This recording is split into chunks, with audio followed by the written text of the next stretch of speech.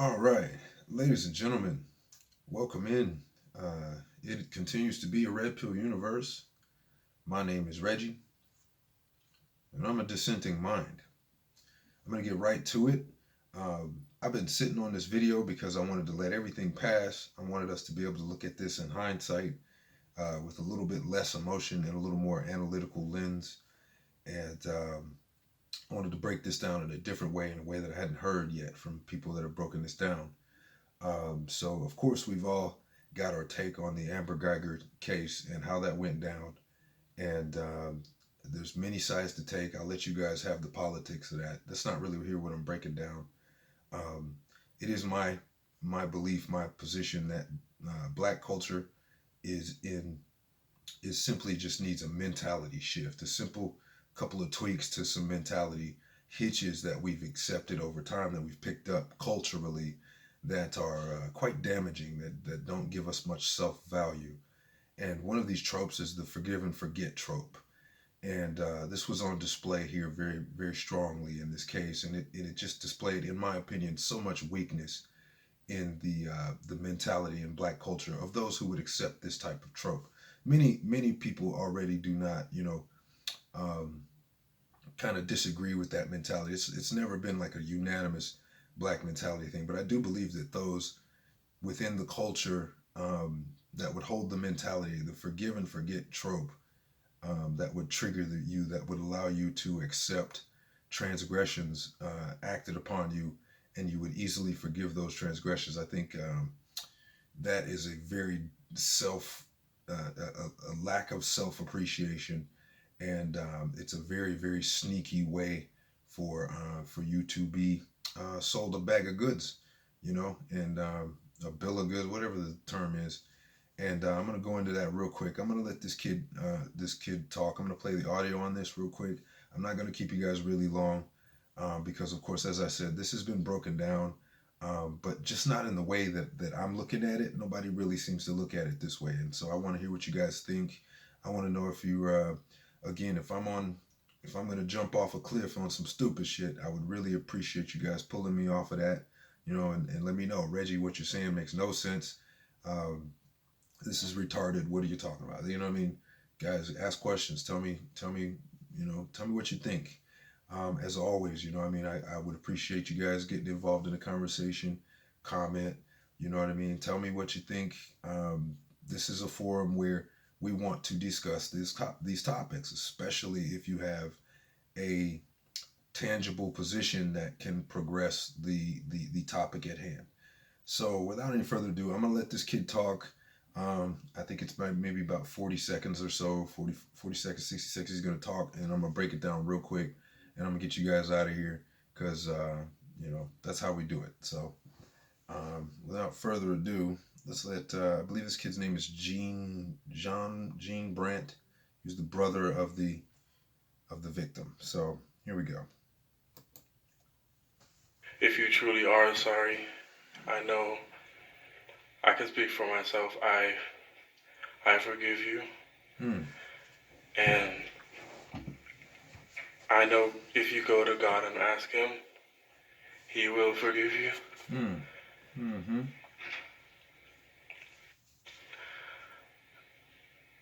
And I don't think anyone could say it.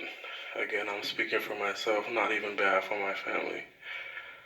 But I love you just like anyone else. And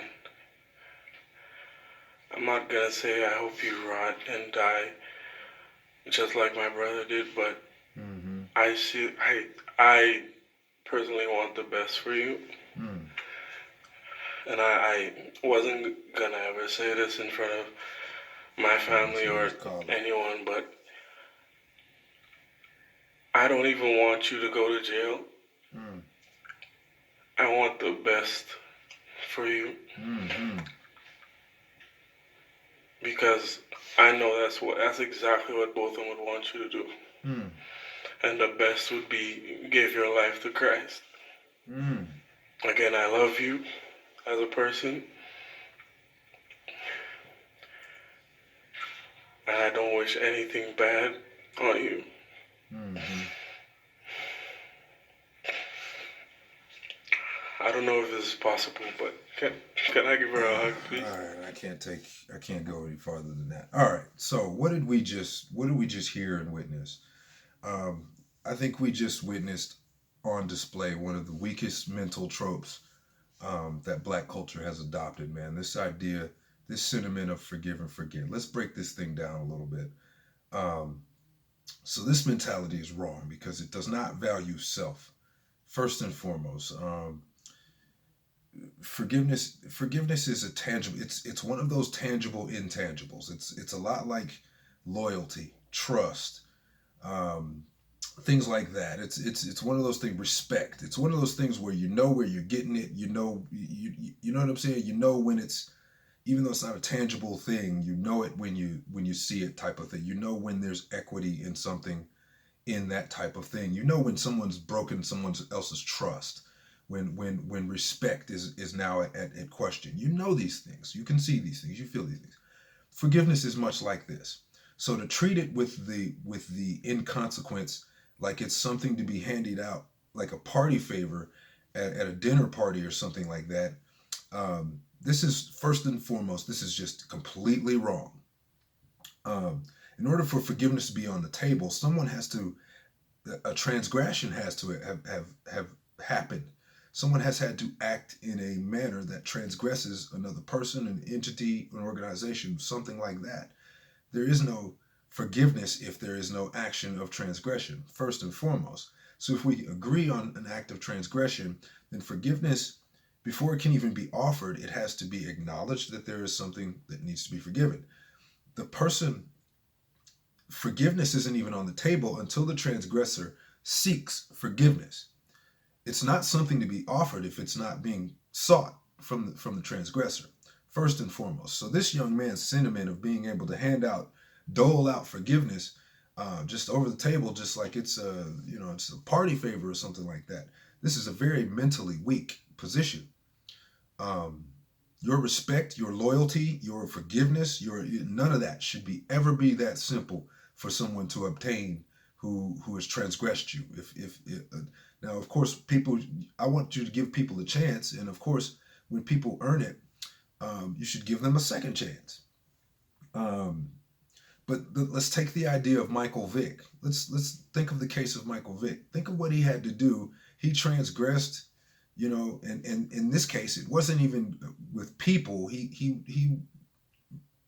His transgression was against dogs, and the amount of things he had to do to gain forgiveness, which he did, but it took time and it took action to do it. Nobody in the American public was willing to just forgive Michael Vick for his treatment of those animals just because he said sorry. Just because he said the popular one I see is unfuck you or whatever.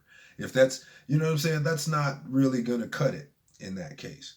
So to ever teach that forgiveness is something that isn't supposed to be earned, is someone is teaching you to not value yourself, value what your forgiveness actually counts for. Now, the second part to that is that forgive and forget trope. Now, I'm going to just say this very clearly and fundamentally. Anyone, anything, any organization that teaches you to not use valuable, consequential data and evidence to make a decision about a situation is clearly your enemy. There is no situation where you can find yourself where that is, well, just forget about it. Somebody stole your money. You trusted somebody with your money, and instead of them paying the utility bill, they took it and they spent it on something else. And you're supposed to forget that is something that this person is capable of? Forgive and forget, huh? Guys, that is a mentally weak point of origin. You cannot, it is my position, is my belief that this position of mentality is not only weak, but it creates a lack of self-value, and it creates a lack of value of life, period, and in general. It is not productive to your mental point of origin, to where you make decisions on how you carry forward. And to forgive and forget easily, and to forgive and forget, especially in this case with this young man, just doling and dishing it out like it's Like it's just like it's Halloween candy, trick or treat. Here you go, there's forgiveness, bruh. It does not work this way.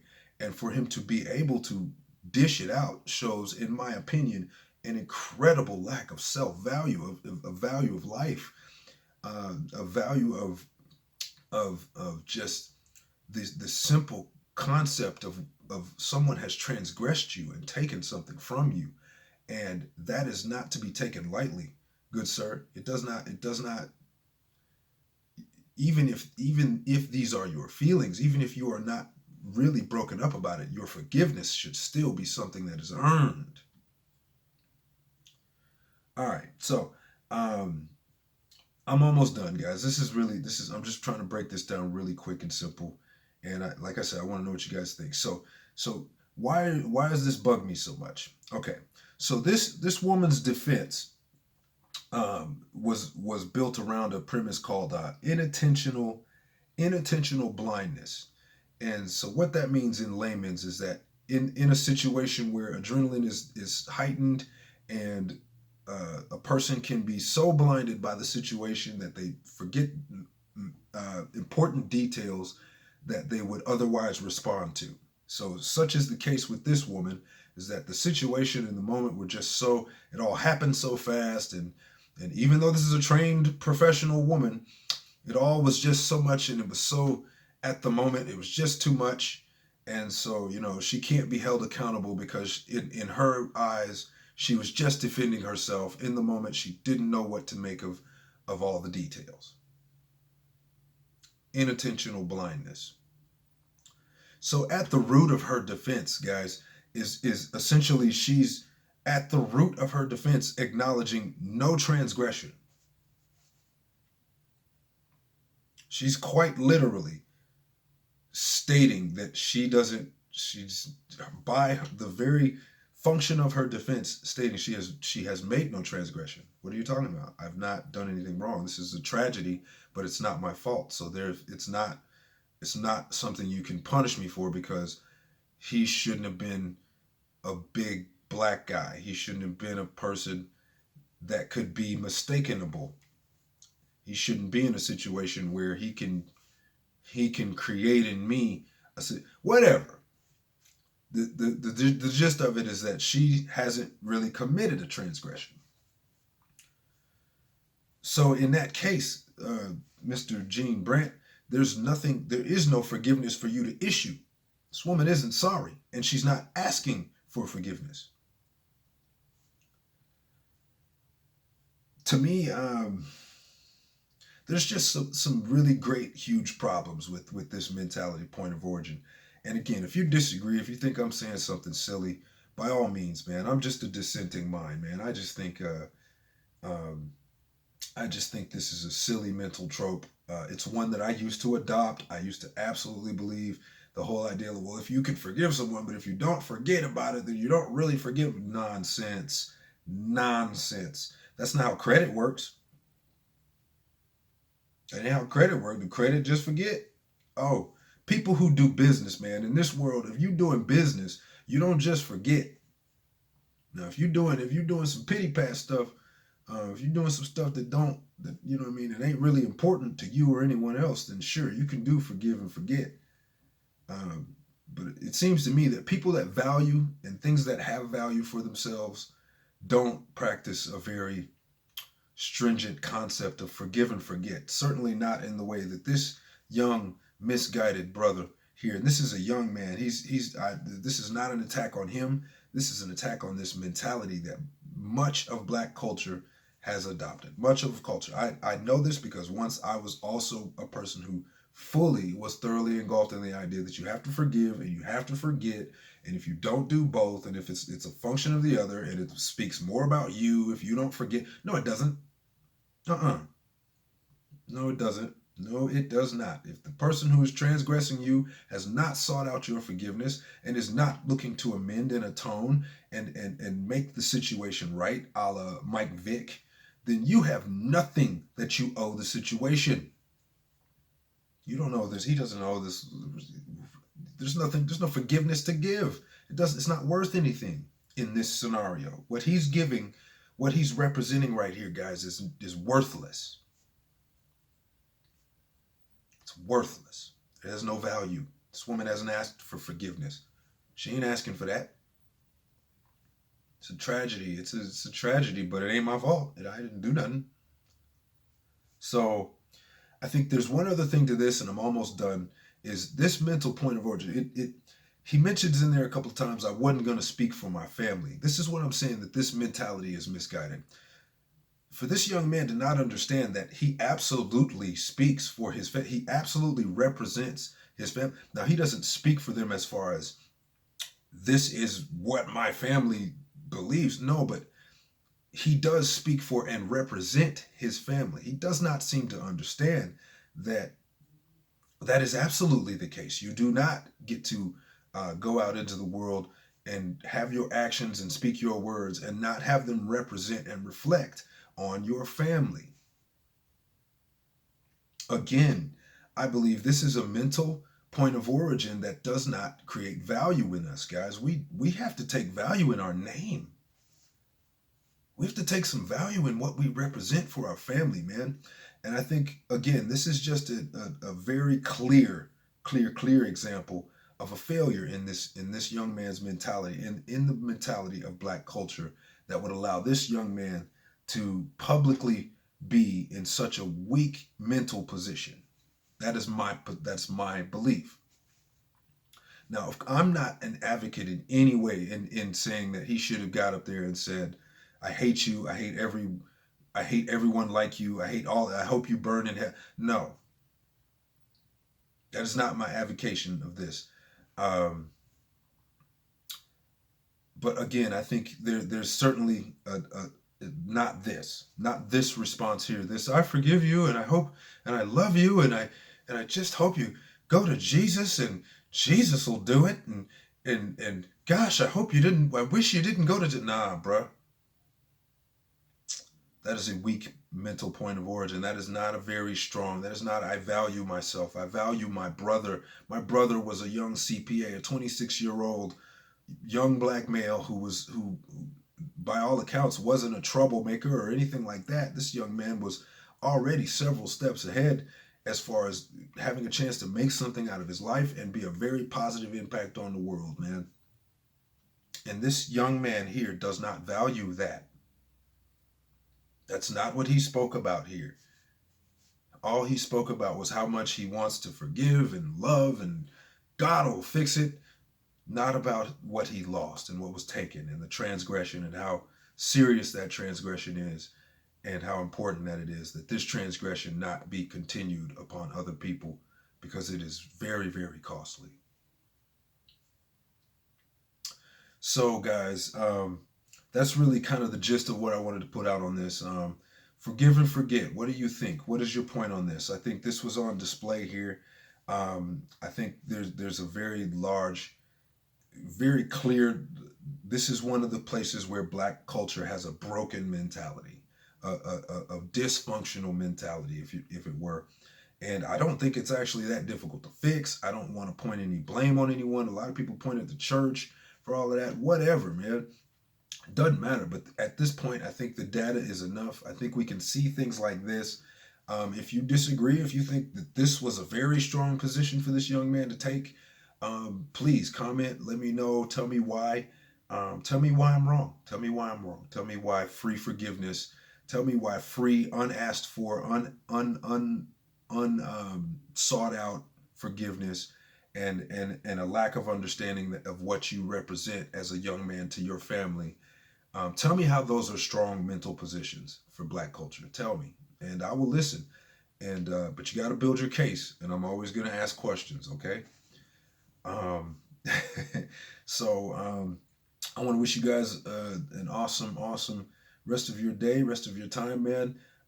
Like I said, I hope you've given this some thought. If you haven't, give us some thought. Tell me what you think, man. I really want to know what you guys think about this. I think this is a very important topic as far as building self-value in black culture. I think this type of trope, forgive and forget, is one of the most damaging and useless tropes. It needs to be immediately and instantaneously abandoned by black culture. But all that aside, seems to be that it is still a red pill universe. My name is Reggie, and I'm a dissenting mind. Peace.